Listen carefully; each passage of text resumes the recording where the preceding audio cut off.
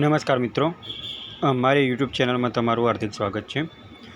મિત્રો, અત્યારે જીએસએસબીમાં ફાયરમેન કમ ડ્રાઈવરની એક જાહેરાત પડેલી છે, જેની અંદર તમારે ક્વોલિફિકેશન શું માગેલું છે, તમારે સેલરી બેઝ કેટલો છે, ઉંમર કેટલી છે અને આ ફોર્મ કેવી રીતના ભરવું એ તમે આ વિડીયોના માધ્યમ દ્વારા જોઈ શકશો.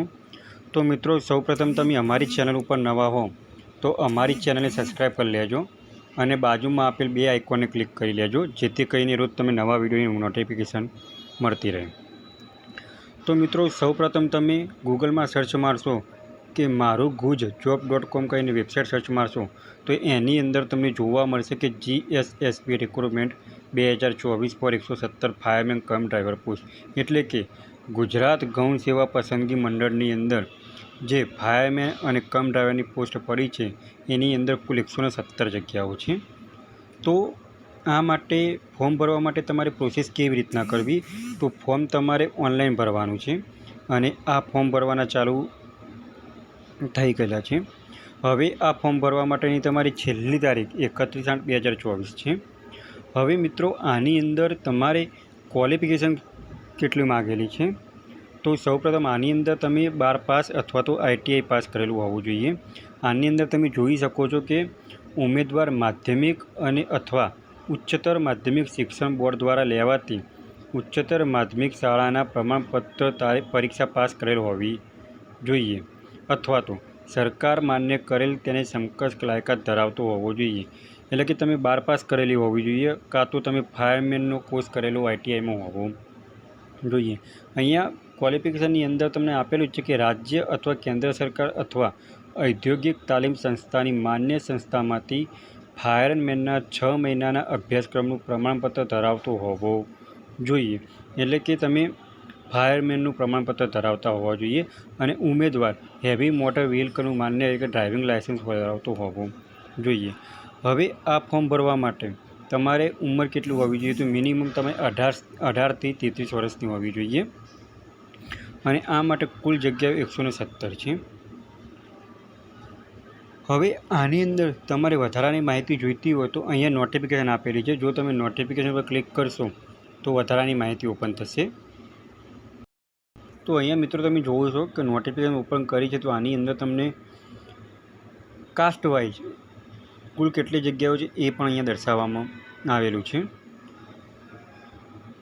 તો અહીંયા તમે મિત્રો જોઈ શકો છો નિયામક રાજ્ય અગ્નિ નિવારણ સેવા ગાંધીનગર માટે કુલ જગ્યાઓ 9 છે, જેમાં બિન અનામત માટેની 6 જગ્યાઓ છે. આર્થિક રીતે એટલે કે EWS કેટેગરીવાળા માટે કોઈ જગ્યા નથી. અનુસૂચિત જનજાતિ માટે 1 જગ્યા છે. સામાજિક શૈક્ષણિક પછાત વર્ગ માટે 1 જગ્યા છે. સામાજિક શૈક્ષણિક પછાત વર્ગ માટે 2 જગ્યા છે. બિન અનામત સામાન્ય માટે 2 જગ્યા છે. આમ કુલ થઈને 9 જગ્યાઓ છે. હવે તમારે બીજી પણ માહિતી જોઈતી હોય તો અહીંયા જુઓ તમે પગાર ધોરણ પણ આપેલું છે કે તમારો સ્ટાર્ટિંગ પગાર 26,000થી ચાલુ થશે, જે સ્પેકેજ છે. અહીંયા તમે જોઈ શકો છો કે ફાયરમેન કમ ડ્રાઈવરનો 5 વર્ષ માટે કરાર આધારિત નિમણૂક સમયગાળો 5 વર્ષ માટે કરાર આધારિત છે, જેનો પગાર 26,000થી ચાલુ થાય છે.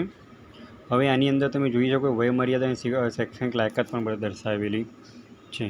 તો હવે મિત્રો, તમારે એપ્લાય કેવી રીતના કરવું, કે આ ભરતી માટેનું ફોર્મ તમારે કેવી રીતના ભરવું, તો તમારે એપ્લાય કરવા માટે વિડીયોના ડિસ્ક્રિપ્શનમાં એપ્લાય ઓનલાઈનની લિંક આપેલી છે, જેના માધ્યમે તમે ફોર્મ ભરી શકશો. અહીંયા તમે જોઈ શકો એપ્લાય ઉપર આપણે ક્લિક કરું તો ઓજસની આપણે મેન વેબસાઇટની અંદર જતા રહીશું. ત્યારબાદ તમે ક્લિક કરશો તો જીએસએસબી એટલે ગૌણ સેવા પસંદગી મંડળ છે, એના પર તમે ક્લિક કરશો તો ફાયરમેન કમ ડ્રાઈવરની પોસ્ટ આવશે. ત્યાં બાજુમાં તમારે આપેલું જ છે એપ્લાય. એપ્લાય નાવ ઉપર તમે ક્લિક કરશો, આ રીતના એક ઇન્ટરફેર ઓપન થશે, જેની અંદર તમારે એપ્લાય નાવ કરવાનું રહેશે. ત્યારબાદ જો તમે ઓજસ ઉપર રજિસ્ટ્રેશન કરેલું હોય ઓલરેડી તો તમારે રજિસ્ટ્રેશન નંબર અને બર્થડેટ નાખવાની હોય, અને જો તમે ના કરેલું હોય તો સ્કીપના માધ્યમથી તમે ફોર્મ પણ ભરી શકો છો. જો તમે સ્કીપના માધ્યમથી ફોર્મ ભરતા હો તો અહીંયા તમારે બધી જ ડિટેલ અહીંયા ફિલઅપ કરવાની રહેશે. જે લાલ ડોટ કરેલા છે તેની અંદર તમારે દરેક માહિતી ફિલઅપ કરવાની રહેશે. ત્યારબાદ તમારે દરેક ડિટેલ ફિલઅપ કર્યા બાદ તમારે અહીંયા ક્વોલિફિકેશન ને બધું નાખવાનું રહેશે, અને ક્વોલિફિકેશન દર્શાવ્યા બાદ તમારે અહીંયા યસ ઉપર એટલે કે તમે સંપૂર્ણ માહિતી સાચી ભરેલી છે એવી એક નોટિફિકેશન ઉપર તમારે ક્લિક કરવાનું રહેશે અને સેવ કરવાનું રહેશે. ત્યારબાદ તમારે એપ્લિકેશન નંબર આવશે અને એ એપ્લિકેશનના નંબરના માધ્યમ દ્વારા તમારે ફોટો અને સિગ્નેચર અપલોડ કરવાની રહેશે. અને જો તમે ફોટો અને સિગ્નેચર અપલોડ કરશો ત્યારબાદ તમારે ફી ભરવાની આવશે. એ ફીની અંદર ફી ભરવાની રહેશે. એ ફી તમારે મિનિમમ 500 રૂપિયા છે, જેવી કેટેગરી વાઇઝ ફી હશે.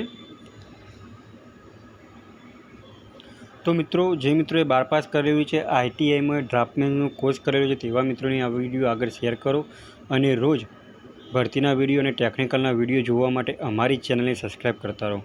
જો મિત્રો તમે અમારી ચેનલ ઉપર નવા હો તો અમારી ચેનલ સબસ્ક્રાઈબ કરી લેજો અને બાજુમાં આપેલ બે આઇકોનને ક્લિક કરી લેજો, જેથી કરીને રોજ નવા વિડીયોની નોટિફિકેશન તમને મળતી રહે. તો મિત્રો, તમને આ વિડીયો ગમ્યો હોય તો લાઇક કરજો, શેર કરજો અને સબસ્ક્રાઈબ કરજો. Thanks for watching the video.